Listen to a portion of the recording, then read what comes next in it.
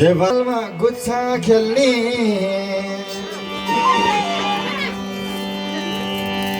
भैँसमा माया लाउने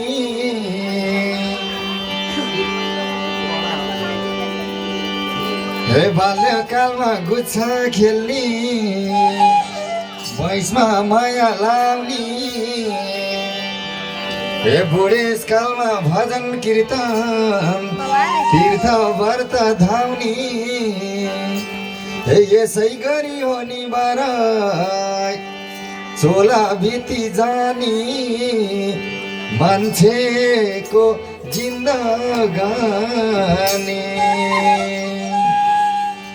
बालक प्यारो आमाको भैँस प्यारो कामाको बुढेसकालमा बालक प्यारो